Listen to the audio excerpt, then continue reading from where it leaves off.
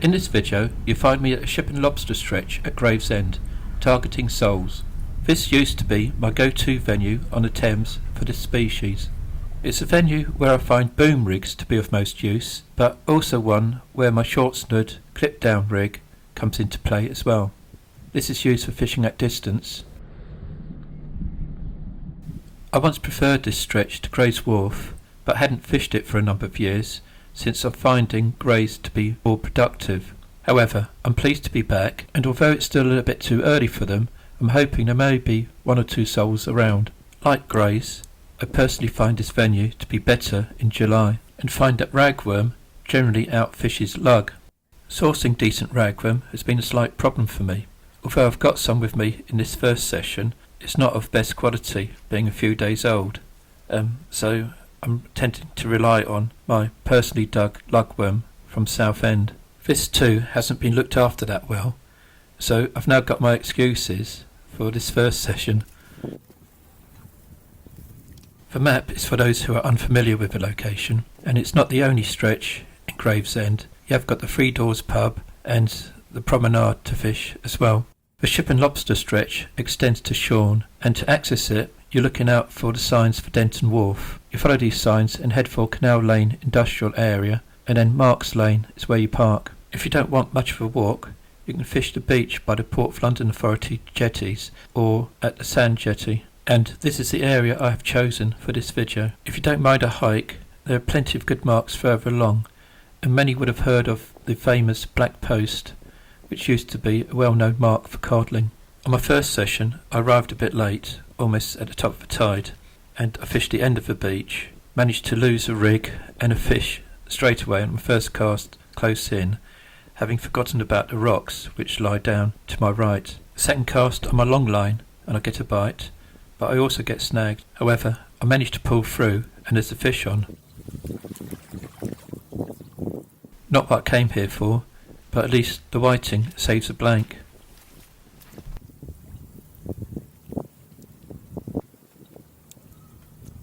I'm wearing waders because I wasn't sure if there'd be any space left on this gravel beach, and sometimes I'd fish between the beach and the sand jetty, and at this stage of the tide I'd be moving up the bank, but earlier on I'd be down below, waiting for the water to come up to the wall before moving up onto the grass area.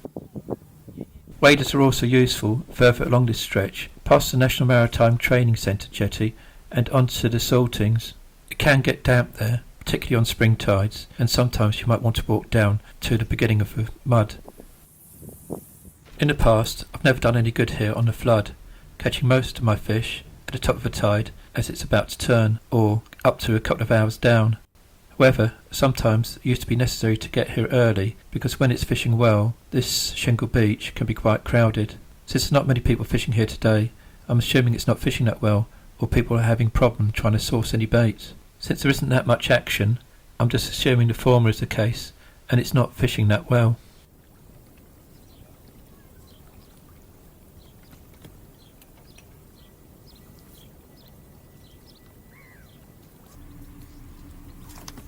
Crab activity tends to be quite high here, so you don't want to leave your baits out for too long.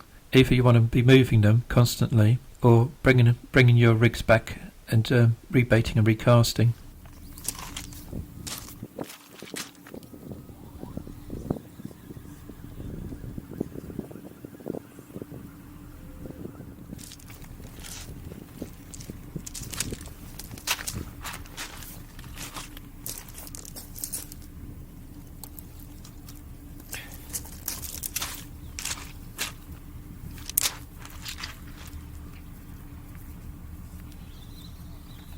The fish can move in close at the top of the tide, so it's not necessary to fish that far out. However, I'm very disappointed today, since the top of the tide has been and gone, and I've not had any bites at that stage, which is unusual for this stretch.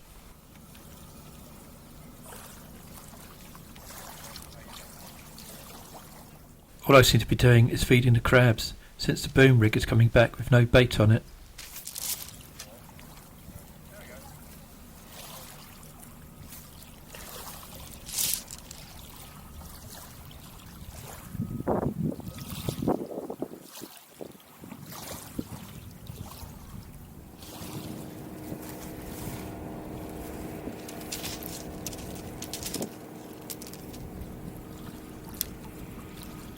Snags can be a bit of a problem here, but weed isn't usually much of an issue, particularly on neap tides, which is when I prefer to fish here. What tends to happen is on the ebb there is a fair amount of floating weed, but it tends to stay quite close in. I normally have my rods down low, but I will raise my tripod if there's a bit too much weed than normal.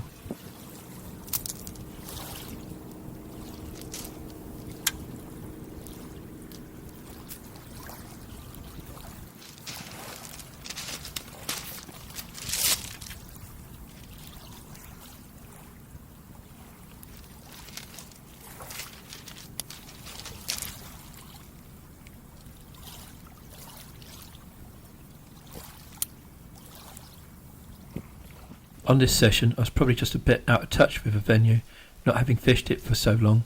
At half an hour down I'd normally still be fishing close in, trying to catch the soles which are coming close to feed. However, with no more bites there, I'm back out fishing a fair distance. No further bites long either. One further thing to note is that for the last couple of casts I've come back with a couple of hooks missing. Although not too much of a problem today, this has been a real issue at times in the past. With spider crabs being rampant on the south coast, I'm used to having to tie on new hooks or change snoods mid-session. Here, the problem is not spider crabs, since they don't seem to come up river, but mitten crabs. And mitten crabs can be just as bad as spider crabs, if not worse. Mitten crabs will take your hook without you knowing, and you don't want to get nipped by one either. Their cutting pincers are particularly vicious. A poor session, but I didn't go home empty-handed. A fellow angler donated me his catch, and since it was my target species, I was really keen to get back and have another try. This time I was a bit better prepared, with better quality lugworm. I've come with the same rods and decided to fish the spot that the angler that caught the sole from last time fished. He caught his right in close. I think he was targeting bass, since they sometimes show up against this jetty.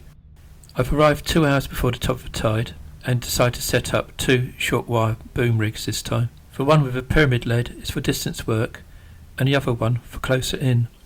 I've set up at the strand line marked by this line of weed, and as usual I'm keeping my rods down low and facing up current. Even with the open sea, this is my preferred approach to fishing for flatfish. I'll cast updrift or up current and hope that by the time the lead settles it's almost in front of my rods or slightly down drift, and tightening up to the lead it gives me the right angle to the tip of the rod. I think that helps me spot bites which I wouldn't have seen otherwise. If I was using mono rather than braid I might be fishing completely differently, i.e. with a bow in the line and looking for either drop back bites or hoping that fish might hook themselves without the need for striking.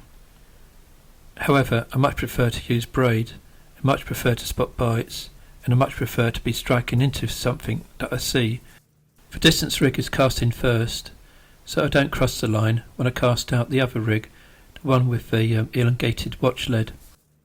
My close in line is up almost against the jetty supports. These create eddies in the current, slackening the flow a little, and hopefully that's where some food is being accumulated, and this is where I'm expecting or hoping that the soles might home in on.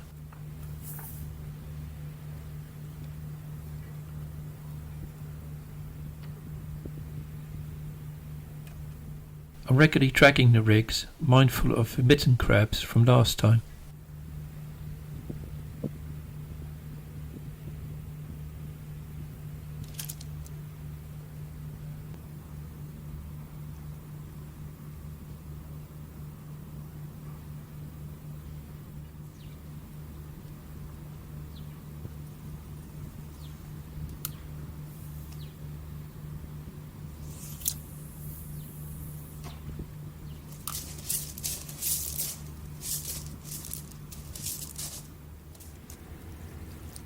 With there being no one else on this beach, I'm thinking I've got here far too early. As mentioned before, it's not normally till about the top of the tide or half an hour before the top of the tide that I expect to get any bites.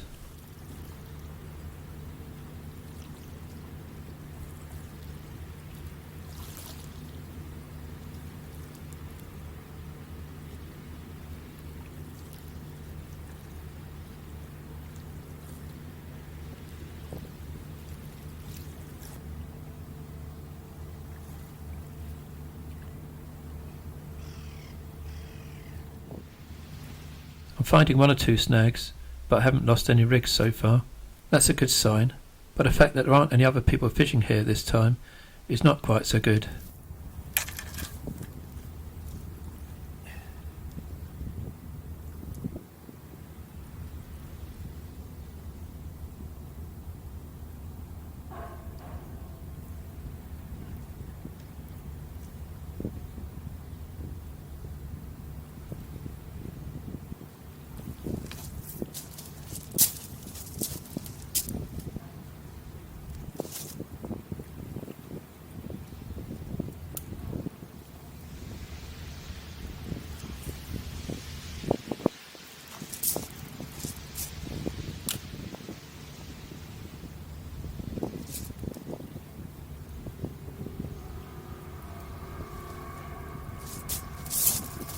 The top of the tide has been and gone again, without any signs of any fish. This is now looking like another potential blank, but at least the best of the tide is still to come. The tide is now ebbing, and I'm getting annoying bits of weed getting stuck on the leader knot. This needs to be plucked off, but it takes a while to do this.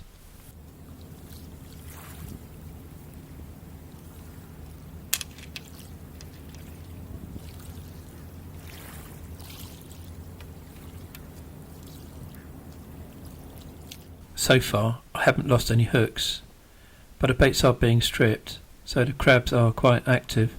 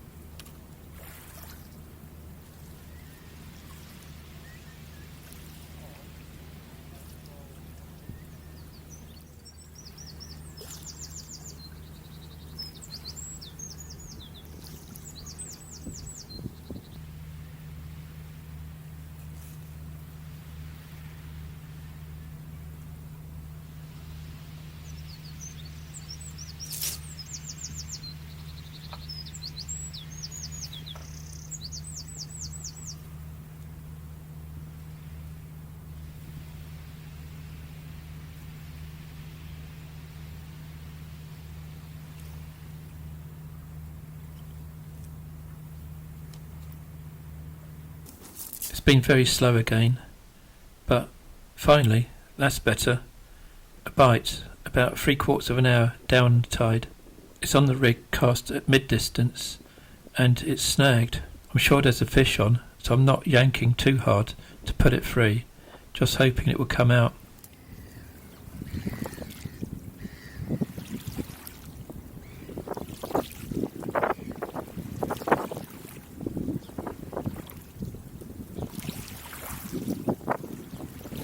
I feel something give, and hopefully that's not the fish gone.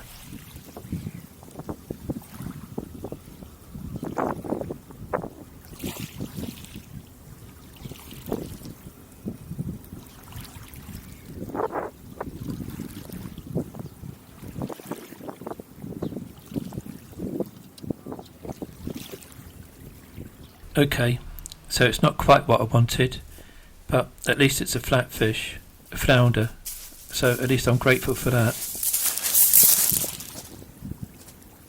I stayed for another hour, but that was to no avail. Another poor session with only one bite, but at least I got a flounder this time, which is better than a whiting. I was back a week later, but this time there was someone fishing the shingle beach, so I opted to fish the sand jetty. As you can see, over the years, sand falling off a conveyor belt has built up a sandy beach, which makes this quite pleasant to fish. I've arrived early again, 2.5 hours before the top of the tide, despite the fact I don't normally catch at this time, with the idea being is I'm going to fish the high tide here, which I think is about 11 in the morning, then pack up and then drive down to the south coast and fish somewhere there.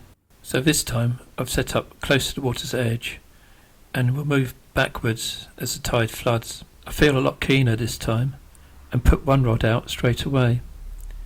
As you can see, conditions are ideal. Flat calm, no wind at all. The only thing that's concerning me is that a boat has just arrived and pulled up at the head of the jetty. It wasn't there when I first arrived. That's not a good sign, because it means that the conveyor would be put on at some point in the day, and they all tell me that when the conveyor is on, the fish aren't there. They just don't like the vibrations, or so the theory goes. Pulling in the rig, which has already been out there, and most of the bait is still on. That could be a good sign if the crabs aren't active today.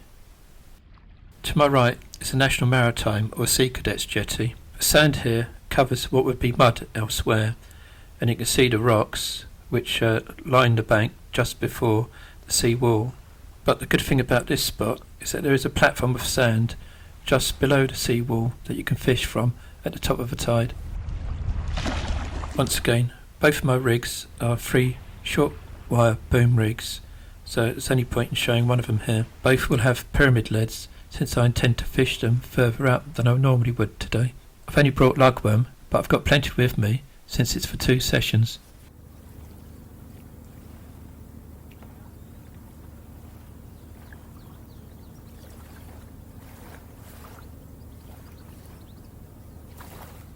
It's very still, with nothing happening to begin with.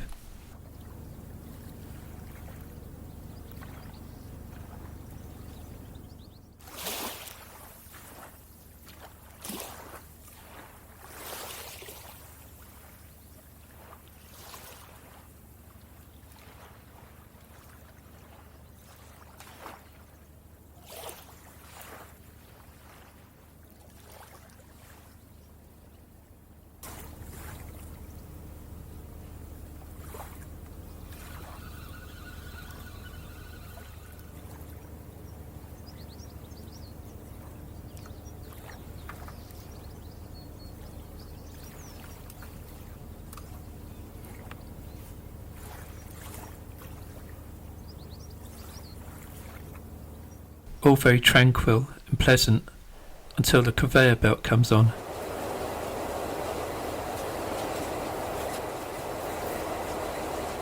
I'm thinking it's sod's law.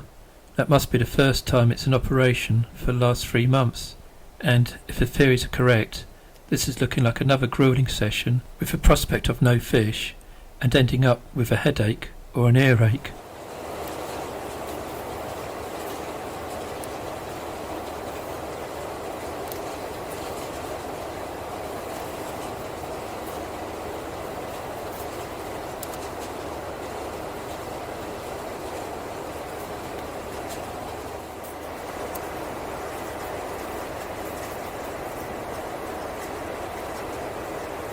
I was casting both rigs towards the jetty, but since that conveyor started, one is close by and the other one is quite a distance away.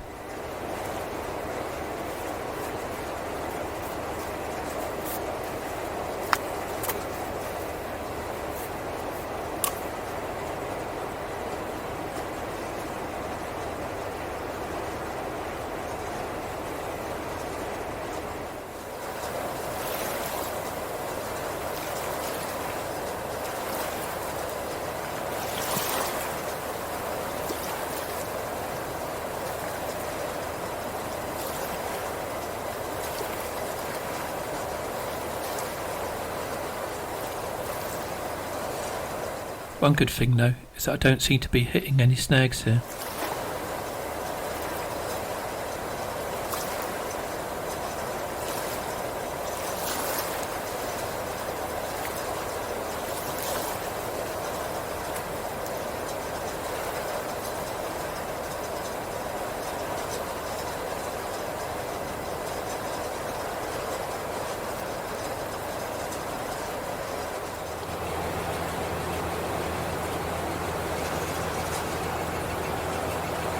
So this is the first of 2 moves up towards the seawall.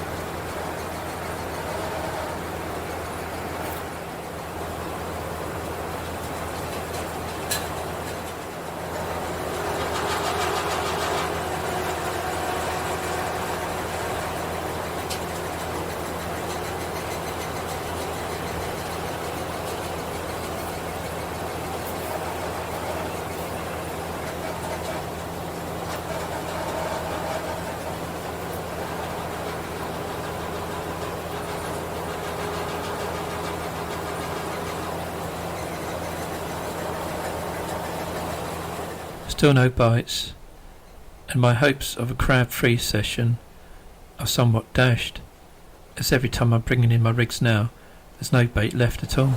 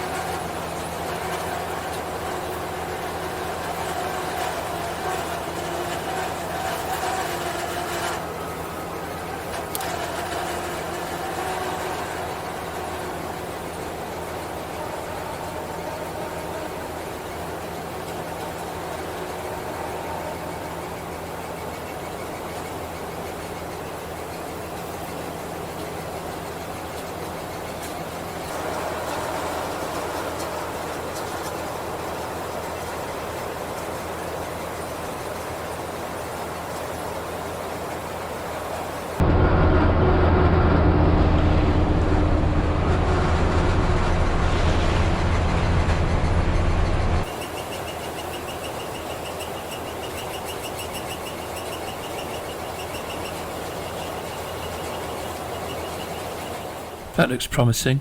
At last, a little nibble. I hold the rod until it goes again, then I strike.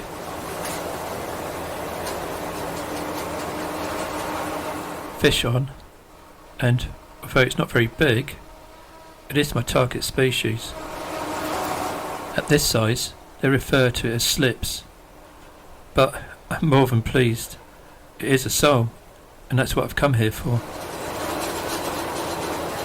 Things are looking up.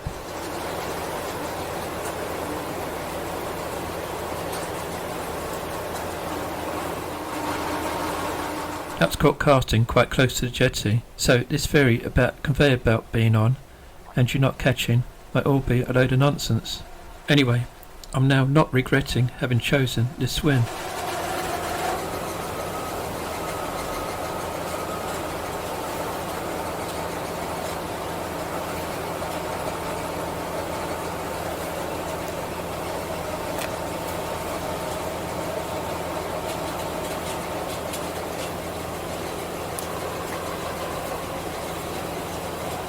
So I'm now going to be casting both rigs fairly close to the jetty, one probably medium distance and the other one fairly long range.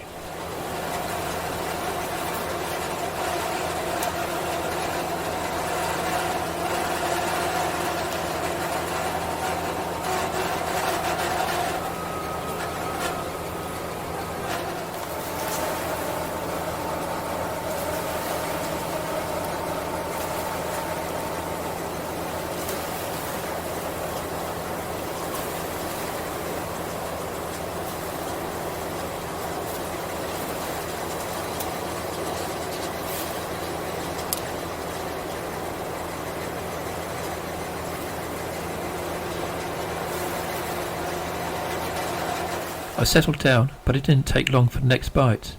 This one came to the long range rig. It's only an eel, but whilst putting it in, my other rod goes.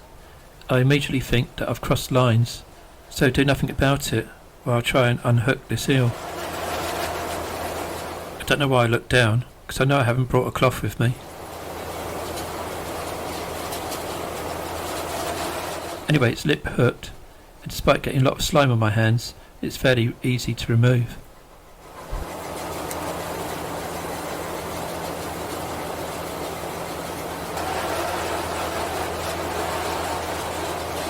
At this stage, I'd almost forgotten about the other rod, but I'm glad I remembered that the tip had actually pulled down.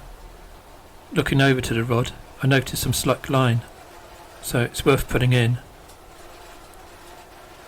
And oh, I feel something on. That's more like it. A little bit of luck was well overdue, and it's brought a smile to my face. Also well overdue. A sizable sole, so mission accomplished.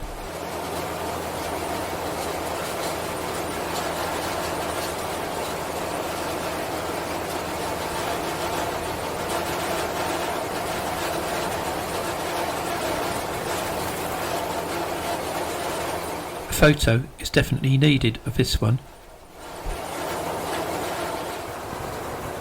It's near the top of the tide, and I've made my final move up towards the base of the sea wall.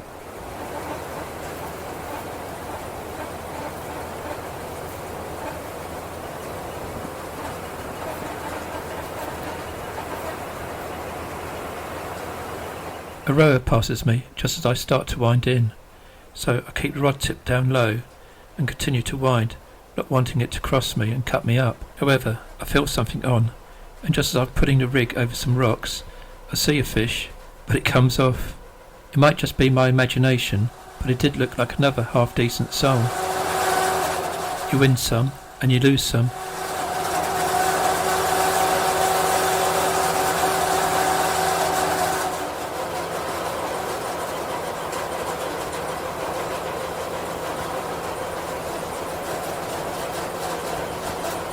The tide has just turned, so I'm going to reposition my rods so that it still face updrift, or in this case, up tide or up current.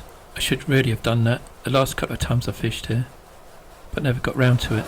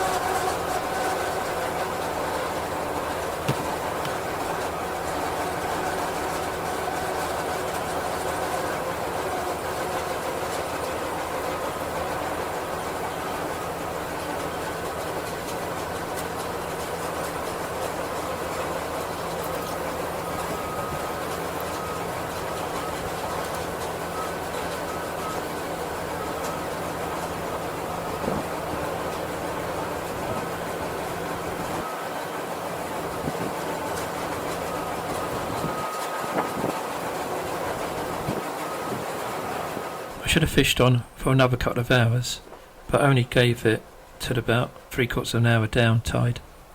I was pleased about catching one keeper sole, annoyed about losing another one, and, to be honest, the noise of that conveyor belt was starting to get to me.